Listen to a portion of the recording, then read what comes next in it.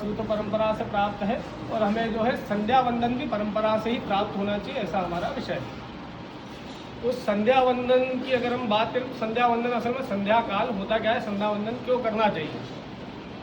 आज हम सब जो है उज्जैन की इस नगरी में, महाकाल की नगरी में अधिकतर सभी लोग जो है कर्मकांडी है, ब्राह्मण है, कोई जो है घाट पर, कोई मंदिर पर किसी न किसी प्रकार से सेवा भगवान को दे रहा है, या हम किसी न किसी प्रकार से यजमान की पूजन भी करवा रहे हो और उनसे हम दक्षिणा भी ग्रहण कर रहे हैं।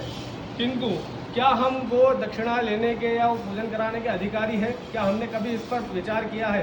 क्या हमने कभी ये विचार किया है कि पूर्व में हमारे जो पूर्वज थे और जो ब्राह्मण थे, उन ब्राह्मणों में इतना क्या तेज था कि उनसे राजा भी कांप जाते थे? किस चीज़ से उनमें, या किस वस्तु से, या किस ऐसी क्रिया वो करते थे जिससे उनमें इतना तेज था कि बड़े बड़े राजा जो है, अगर कोई ब्राह्मण, एक छोटा ब्राह्मण भी अगर राज्य में रुष्ट हो जाता था तो राजा कांप जाता था। राजा उसके द्वार पर आकर के और हाथ पे जोड़ करके जो भी ब्राह्मण को सुविधा होती थी वो प्रदान करता था।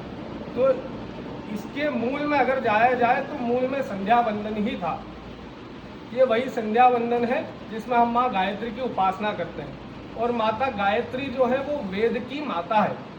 ठीक है, आज हम सब बालक हैं, हम सब बालकों को हमारी माता प्रिय है, इसी प्रकार वेद भगवान को भी अपनी माता प्रिय है। तो अगर आपको वेद की अनुकंपा प्राप्त करनी है तो माता गायत्री की उपासना अति आवश्यक है। बिना माता की कृपा से आप जो है पुत्र की अनुकंपा प्राप्त नहीं कर सकते। इसी वजह से हमें जो है संध्या वंदन में विशेष जो है जोर देना चाहिए।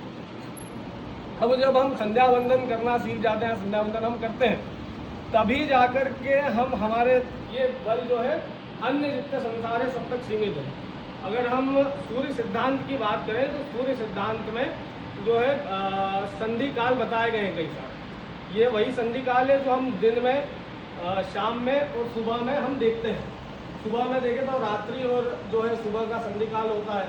अगर हम मध्याह्न चतुर्युगी समाप्त होने के बाद में एक संधि काल का जो है सूर्य सिद्धांत में वर्णन आता है।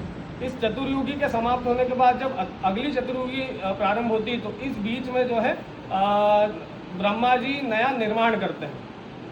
अब इस प्रकार 71 जो है चतुर्युगी पूर्ण हो जाती है तो एक मनवंतर हमें प्राप्त होता है। 71 चतुर्युगी के बाद में जो संधि काल है वह एक कृत प्रमाण माने सतयुग के प्रमाण के बराबर एक संधि काल बताया हुआ है, जिसमें 71 महायुग के बाद में पृथ्वी जो है जल से